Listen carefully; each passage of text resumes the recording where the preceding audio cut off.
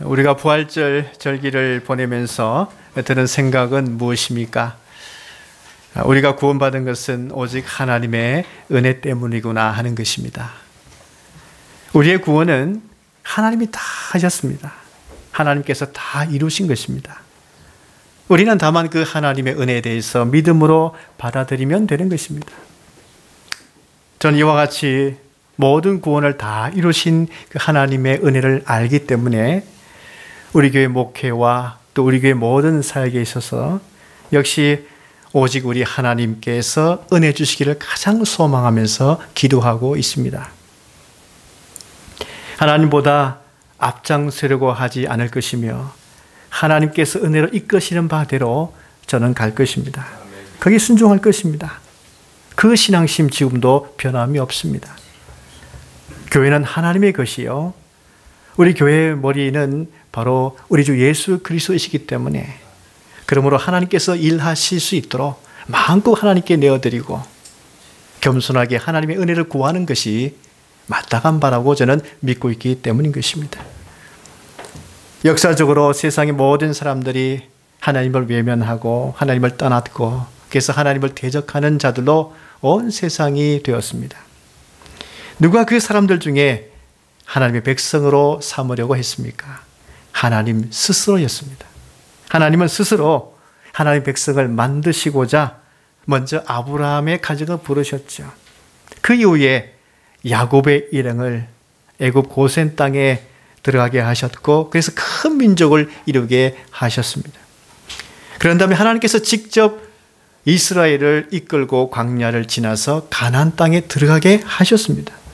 그 모든 것은 다 하나님이 하셨습니다. 하나님은 하나님의 백성들을 만드신 다음에 그들을 얼마나 사랑하셨는지 이렇게 표현하십니다. 독수리 날개로 그들을 업어서 인도하셨다고 하나님께서 말씀하십니다. 구원받은 백성들은 하나님께서 약속하신 그 가나안 땅에 들어가 살 수 있도록 실제적인 은혜를 하나님이 허락하셨습니다. 구원받은 우리 역시 받은 약속은 무엇입니까? 예수님처럼 부활의 몸이 되어서 영원한 하나님 나라에 살게 될 것이다. 그 약속을 부여받았습니다. 우리는 반드시 그 하나님의 약속된 말씀대로 부활의 몸이 되어서 영원한 하나님 나라에 살 줄로 믿습니다. 이 구원의 모형인 출애굽 여정의 이 모든 사실을 우리가 볼 때에 결국 하나님께서 다 이루셨다. 그래서 이스라엘은 오직 하나님의 은혜 때문에 구원을 받았다 하는 것입니다. 지금도 이 구원의 모든 역사는 하나님의 은혜 때문이다 하는 사실은 변함이 없습니다. 우리가 성경을 창세기부터 요한계시록까지 이 말씀을 쭉 읽어보게 되면 그 핵심은 무엇입니까? 그것은 하나님의 구속 역사인데요. 하나님의 은혜 안에서 모든 구속이 이루어졌다 하는 것입니다. 하나님은 인간을 구원하실 때에 인간 개인의 능력에 따라서 구원을 허락하지 않으셨습니다. 인간이 도달할 수 없는 오직 십자가의 은혜로 하나님께서 구원의 역사를 이루실 그 십자가의 은혜로만 구원받게 하셨습니다. 만약 인간 구원을 하나님의 은혜인 이 예수 그리스도를 통하지 않고 개인이 얼마나 윤리적으로 도덕적으로 잘 선행을 했느냐 여기에 두었다면 우리는 날마다 어떻게 선행을 잘 행할 수 있을까? 이러한 무거운 짐을 져야만 합니다. 또한 우리의 구원을 날마다 율법을 완전하게 지켜야만 한다면 우리는 날마다 이 율법의 무거운 짐 때문에 고통스러워할 것입니다. 만약 선행과 지켜야 할 율법 여기에 매일의 짐을 우리가 짊어지고 살아가야만 한다면 우리의 초점은 하나님께 두지 않고 항상 나에게만 두고 말 것입니다. 그래서 항상 마음이 무거울 것입니다. 그래서 우리 하나님께서는 우리의 마음의 초점을 나의 짐, 나의 선행, 내가 지켜야 할 율법 여기에 초점을 두지 말고 예수 그리스도께 중심을 두라고 하나님께서 말씀하십니다. 그러므로 너희가 그리스도와 함께 살리심을 받았으면 위의 것을 찾아라. 거기는 그리스도께서 하나님 우편에 앉아 계시느니라. 믿음의 주여 또 온전케 하시는 예수를 바라보자. 오직 하나님께서는 예수님을 바라보라고, 그리스도를 나의 중심으로 삼으라고 거듭 말씀하고 계십니다. 나의 짐을 바라보지 말고 내 짐을 대신 지고 가신 예수 그리스도를 바라보라. 이 말씀을 여러분 들었을 때 벌써 마음이 평안해지지 않습니까? 가벼워지지 않습니까? 눈을 들어서 예수 그리스도를 우리가 바라보게 되면 예수님께서 내 인생의 짐을 대신 지고 가시는 그 주님의 은혜를 우리가 묵상할 수 있기 때문입니다. 이게 예수 믿는 은혜요, 행복인 것입니다. 물론 우리는 스스로의 삶을 항상 말씀에 비춰가면서 점검하면서 살아야 합니다. 내가 땅에 있는 이 지체를 추구하고 있는지, 나는 부정하면서 살아가고 있는지, 사욕을 가지고 살아가고 있는지, 악한 정욕대로 살아가고 있는지, 탐심이 있는지, 말하되 입에 부끄러운 말을 하고 있는지, 이러한 자기 점검은 말씀을 비추어서 보는 것은 있어야 됩니다. 아니면 하나님의 사랑을 받은 자처럼 내가 긍휼하면서 주께서 나를 용납하신 것처럼 나도 사람들을 용납하면서 긍휼한 마음으로 살고 있는지 항상 하나님 말씀을 비추어서 나 자신을 점검해 보아야 됩니다.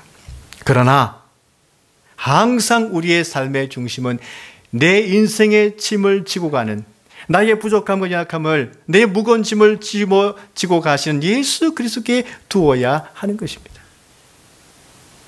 내가 사는 것은 나를 사랑하사 나를 위하여 자신을 버리신 하나님의 아들을 믿는 믿음 안에서 사는 것이니라.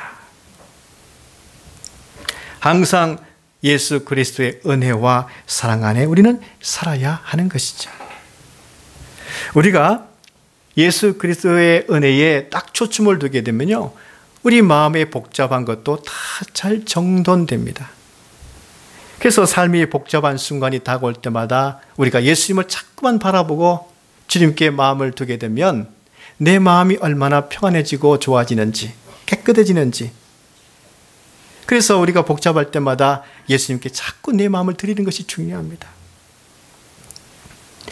그래서 이 맡긴다라고 하는 것은요, 히브리어로 갈랄이라고 하는 단어를 쓰는데 나의 짐을 하나님께 굴려서 드린다, 그런 뜻입니다.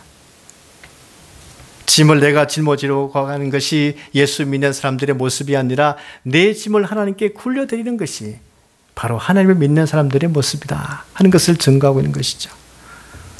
여러분, 그런데 반대로 나에게 초점을 두고 나에게만 자꾸만 맞추게 된다면요, 어느덧 삶이 뒤죽박죽 될 때가 얼마나 많습니까? 그리고 금방 갈등을 불러일으키죠. 남을 사랑하기보다는 다툼을 일으킬 때가 많습니다. 여러분, 우리의 경험들 한번 생각해 보십시오. 내가 잘해야 되는데, 내가 내 힘으로 하나님을 만족스럽게 해야지 하나님으로부터 더 큰 은혜를 내가 받을 것인데, 이렇게 실수 없이 자기 자신만 자꾸 살피게 된다 보면은 어느새 유대인들처럼 율법주의자가 되고 마는 것입니다. 여러분, 이와 같이 율법주의 올무에 빠지는 순간 하나님의 은혜가 내 속에 들어오는 그 틈을 막아버리게 되는 것이죠. 이제 내가 해야 된다, 내 힘으로 해야 된다. 그러니 어깨의 짐이 자꾸만 무거워지는 것입니다. 그 인생이 무거운 짐만 지고 가게 되는 것이죠. 전에는 하나님 은혜에 감격했습니다. 하나님 은혜가 전부였습니다. 하나님 은혜에 내 인생의 전부를 걸었습니다. 그럴 때는 마음도 가벼웠고 발걸음도 가벼웠습니다. 힘이 났습니다. 힘차게 걸어갔습니다. 그런데 어느 날 갑자기 내 마음이 무거워졌습니다. 발걸음도 무거워졌습니다. 왜 그랬을까요? 하나님 은혜의 중심을 두기보다는 나에게 중심을 두었기 때문이죠. 그러니까 내 마음이 가벼워지지 아니하는 것입니다. 다시 내 마음이 가벼워지고 내 발걸음이 힘차게 되길 원한다면 하나님께 마음의 중심을 두시기를 바랍니다. 예수님께 마음의 중심을 두시기를 바랍니다. 사도들이 전한 예수 그리스도의 복음을 듣기 전 이방인들은 어떻게 살았습니까? 이방인들은요, 경건치 않은 가운데 살았습니다. 자기 중심적이었습니다. 하나님을 사랑하기보다는 자기 사랑 가운데 살았습니다. 그런데 그들이 사도 바울이 전하는 예수님의 복음을 들었습니다. 근데 그 복음을 듣고 믿었습니다. 그들이 복음을 믿음으로 의를 얻게 되었습니다. 그들은 아무런 선행을 한 적이 없습니다. 도리어 그들의 삶의 현장은 경건치 아니했습니다. 자기중심적이었습니다. 그런데 그 복음을 믿었더니 하나님께서 그들을 의롭게 받아주셨습니다. 그 순간 마음이, 죄책감이, 죄의식이 벗어지게 되고 삶이 가볍게 되어지고 은혜가 충만해지게 되었습니다. 이게 복음을 받는 은혜구나 그들은 깨달았습니다. 그래서 그것을 또한 전파하는 것입니다. 왜 하나님께서는 경건치 않았던 이방인들도 받으실 수 있으셨습니까? 하나님께서 그들에게 요구하신 것은요, 선행을 해라, 더 좋은 일을 해라, 더 착한 일을 해라, 그럼 내가 받아주겠다, 이렇게 요구하지 않으셨어요. 다만 그들에게도 믿음을 요구하셨어요. 나만 믿어라, 내 은혜만 받아들여라. 그 사실을 그대로 받아 믿었기 때문입니다. 어떤 믿음을 요구하셨습니까? 하나님께서 다 행하신 구속 역사, 예수 그리스도 통한 십자가와 부활의 구속 역사, 이 하나님만을 신뢰해라, 이 믿음을 요구하시는데 그들은 그 복음을 그대로 믿었습니다. 그래서 의가 되었습니다. 여기서 하나님을 신뢰하는 믿음이란 내가 하나님과 관계를 맺겠다 하는 믿음인 것입니다. 전에는 하나님을 떠나 살았습니다. 하나님 없이도 살겠다고 했던 사람들이었습니다. 그래서 죄 가운데 살았습니다. 그러나 이제는 거기서 벗어나서 내가 하나님과 관계 맺고 싶습니다. 하나님과 하나 되고 싶습니다. 하나님의 자녀가 되고 싶습니다. 그것이 바로 하나님을 신뢰하는 믿음입니다. 여러분, 하나님과 관계를 맺으려면요, 하나님께 손을 들어야 됩니다. 항복해야 됩니다. 하나님께 굴복해야 됩니다.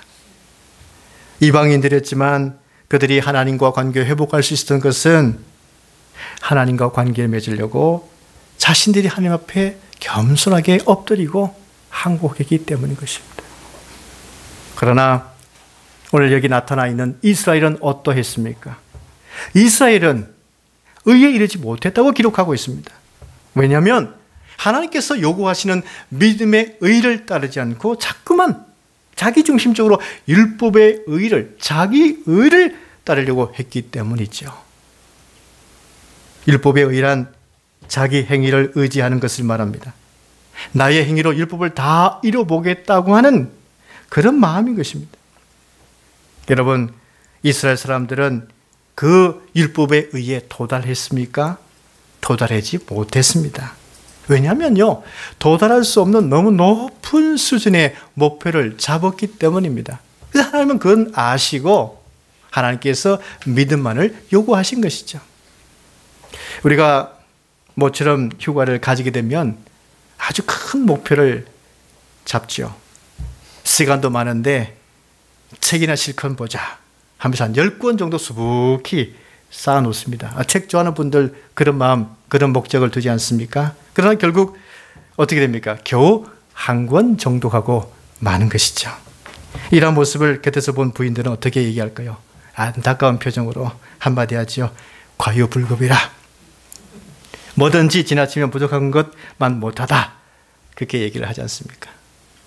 사랑하는 여러분, 우리가 볼 때에 이스라엘 사람들은 굉장히 괜찮아 보일 수 있습니다. 목표 예수지를 높이 잡았기 때문이죠. 그렇다면 그 목표를 이루기만 한다면 되지 않겠느냐, 큰 칭찬을 받지 않겠느냐, 그렇게 생각할 수 있습니다만은 그렇지 않습니다.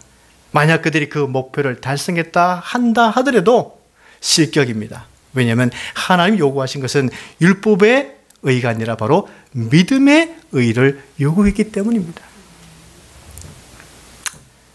괜히 하나님보다 더 열심히 특심인 이스라엘 사람들이 자체적으로 불가능한 목표를 세운 것인데 율법의 의로서는 도무지 구원을 얻을 수 없었던 것이죠.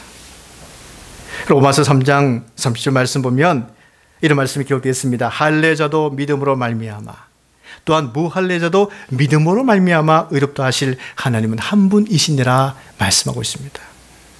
여기 할례자도 믿음으로만, 이 말은요, 이미 구별된 이스라엘도 하나님이 이뤄놓으신 이 구속의 은혜를 믿음으로만 의롭다고 말씀하셨습니다. 또한 무할례자도 믿음으로만, 이 말씀도 이방인들도 하나님의 은혜의 구속에 믿음으로만 의롭게 된다고 하나님께서 정해 놓으셨습니다. 하나님이 정해 놓으신 것 어길 수 없습니다. 오직 하나님이 세우신 목표인 믿음만을 우리가 가지면 되는 것이죠. 하나님을 믿을 때 그 믿음이 구원을 받게 하며 하나님과의 관계를 맺게 한다고 전하고 있는 것입니다. 그러니까 다른 목표를 아무리 높이 잡아도 아무리 세워도 그것은 소용이 없는 것입니다. 그렇다면 믿음은 율법을 파기하는 것입니까? 이 말씀은 믿음을 강조하면 율법을 부정하는 것이고 율법을 무시하는 것입니까? 그렇지 않습니다. 도리어 말씀 보면 믿음은 율법을 굳세게 한다고 말씀하고 있습니다. 그래서 믿음 있는 사람들은요, 그 율법의 핵심인 그 사랑의 정신을 따라서 살려고 하게 되어 있다는 뜻이죠. 그런데 반대로 이스라엘은 율법을 많이 강조했습니다. 율법을 지켜야 된다. 613가지 율례를 만들어서 지키려고 애를 썼습니다마는, 그러나 율법을 강조했던 그들에게는 믿음이 있었습니까? 믿음이 없었습니다. 만약 그들의 믿음이 있었다면 하나님이 보내신 예수 그리스도를 믿어야만 했지만, 그들은 하나님의 의인, 하나님의 가장 큰 선물이고 은혜인 예수 그리스도, 그 특별한 은혜를 믿지 아니했습니다. 그 율법을 지킨다고 믿음 있는 것은 아니다 하는 얘기죠. 예수님께서 율법의 핵심인 사랑의 삶을 나타내고자 했을 때에 도리어 안식일의 율법을 범한다고 예수님을 막 공격하지 않았습니까? 결국 율법주의자들에게 예수님은 거치는 돌이 되고 말았습니다. 왜냐하면 행위주의자들인 그들에게는 얼마나 문제가 많은지 예수님께서 그대로 밝히 드러내 보여주시기 때문이죠. 여러분, 누가복음 5장 말씀 보면 단지 믿음으로 죄사함을 받으며 고침받은 사건이 기록되어 있습니다. 우리 예수님께서 이 갈릴리 지역의 어느 집에 들어가셔서 복음을 전하고 있었어요. 그런데 이 갈릴리 회당에서 또 예루살렘에서 유대에서 거기서 내려온 바리새인들이 있었어요. 그 많은 사람들이 그 입추 여지 없이 그 예수님 주변에 다 몰려 있었는데, 왜 예루살렘 중앙에 있는 바리새인들까지도 그 예수님이 있는 곳까지 왔을까? 그것은요, 예수님을 판단하기 위해서 작심하고 그 자리에 와 있었습니다. 이때 믿음이 있는 네 사람이 한 중풍병자, 믿음 있는 중풍병자를 모시고 그 집까지 왔죠. 근데 많은 사람들이 그 집 안에 있었기 때문에 들어갈 수 없었습니다. 결국 그들은 믿음이 있기 때문에 창의적인 생각하게 되죠. 지붕 위에 올라갑니다. 기와를 벗깁니다. 진흙을 뜯어냅니다. 그 다음에 그 침상을 예수님 옆에 달아내리죠. 여러분, 그 모습 보고 제자들과 예수님께서 그 소란되는 또 흙이 떨어지고 먼지가 나는 그 상황 속에서 예수님께서는 가만히 계셨어요. 그리고 예수님께서 뭐라고 하셨습니까? 도리어 그들에게 있는 그 믿음을 보셨죠. 그들의 믿음을 보시고 예수님께서 즉시 선포하십니다. 이 사람아, 내 죄사함을 받았느니라. 그렇게 선포하셨어요. 그들의 믿음을 보시고 예수님께서는 죄사함을 선포하시고 바로 그 침상을 들고 걸어갈 수 있도록 그렇게 예수님께서 역사하신 것입니다. 우리 예수님께서 최초로 죄사함을 선포한 사건입니다. 이 선포된 것을 듣고 사람들과 많은 바리새인들이 놀라워했습니다. 이 사건을 통해서 우리 예수님은 죄사함의 권세가 있다는 사실도 알게 된 것이죠. 그런데 어떤 사람에게 죄사함의 권세를 선포하셨습니까? 바로 예수님을 믿는 그 믿음을 가진 자에게 예수님은 죄사함을 선포하시고 또 건강하게 해 주셨습니다. 여러분, 믿음으로 예수님 앞에 나아가게 되면요, 어떠한 부딪힘의 돌도 없도록 해 주신다 하는 것이죠. 여러분, 삭개를 보십시오. 삭개는 키가 작아서 많은 사람들이 예수님 주변에 있었을 때에 예수님을 바라볼 수 없었습니다. 그러나 그는 믿음이 있었어요. 그래서 뽕나무에 올라가서 예수님을 바라봐야 되겠다. 그 믿음을 가지고 뽕나무까지 올라갔습니다. 믿음이 있다 보니까 어떠한 장애물도 거침돌도 그 앞에 없었던 것이죠. 그 위까지 올라가서도 예수님을 만나고자 하는 그 믿음이 생겼습니다. 우리 예수님께서 그 믿음 보시고 그를 영접하죠. 그리고 구원을 선포했습니다. 그러나 바리새인들은 그 예수님을 앞에 보고도 믿지 않았어요. 그들에게 있어서 예수님은 거친 돌이 되고 말았습니다. 부르짖은 돌이 되고 말았어요. 사랑하는 여러분, 우리가 죄 사함 받고 구원받은 것은요, 오직 예수님을 믿기 때문에 구원받은 줄로 믿으시기 바랍니다. 예수님을 믿으면 우리가 죄 사함 받고 구원받았으며 우리의 문제가 해결되는 데 있어서 어떠한 걸림돌도 없어진다는 것을 주님이 말씀하고 있는 것입니다.